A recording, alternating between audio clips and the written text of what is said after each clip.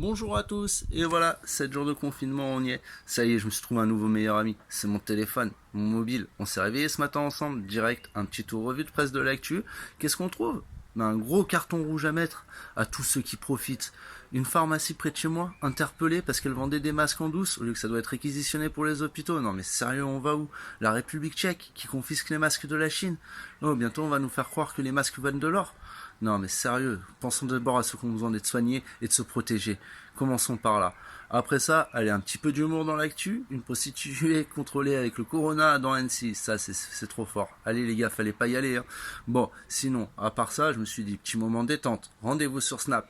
Là, je fais un premier effet qui vient, petite photo selfie. Je me retrouve avec 45 kilos, on dirait Diego Maradona. Ni une ni deux, je bascule sur la droite, Insta. Hop, petit effet sympa. Qu'est-ce que je découvre tout de suite? Je tombe sur la publication de Puma qui offre avec pendant toute la durée du confinement un petit code promo pour un abonnement premium chez FizzUp. Et là je me dis ciao Maradona, on va trouver un but, c'est de se faire une grande forme pendant ce confinement et revenir bien taillé pour l'été, en espérant que cet été on soit sorti de là. En attendant, je vous donne le bon plan, la page Insta de Puma officielle, et merci Puma. Bonjour à tous, et oui, c'est mardi 24 mars, et hier soir on a encore appris que les consignes de confinement allaient se durcir, et moi j'ai une petite pensée à tous les parents qui vont voir les frais de scolarité vont fortement élevés, une bonne augmentation, et oui, malheureusement, il y a toujours des enfants, des ados, c'est pas parce que c'est l'anniversaire du mien aujourd'hui que j'en parle, mais il y a toujours des ados qui sont adeptes de l'école missionnaire, et comme aujourd'hui, maintenant l'école c'est à la maison, imaginez-vous, si à chaque fois ils sèchent les cours, ça va coûter 135 € le premier jour, 375 le deuxième, et ça peut aller jusque de la prison ferme. Et qui c'est qui va payer? C'est les parents. Bon allez, sur ce, quand même, restez chez vous, et les ados, faites pas les cons, pour une fois, séchez pas les cours, profitez pour apprendre au calme et prendre un peu de bon temps avec vos parents. Allez, à demain, ciao ciao. Bonjour à tous, aujourd'hui il est temps de parler du télétravail. Alors on a bien saisi le concept, on a mis la veste de costard, faut bien s'habiller un peu, se rappeler qu'on travaille.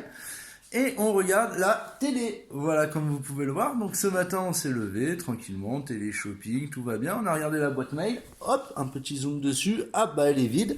Voilà, effectivement, les clients sont tous fermés. Donc le télétravail passe par la télé. Donc 8 heures télé shopping. Ensuite, on a à midi notre émission, un peu de culture quand même. Ça fait du bien. On a dit que cette semaine, on regardait un peu plus des émissions culturelles. Donc on s'amuse sur la 2 avec Nagui. Et puis comme aujourd'hui en plus il n'y avait pas de travail des enfants, on est resté avec la veste de costard, tranquillement, allongé. Allez, je vous souhaite une très bonne journée, à bientôt.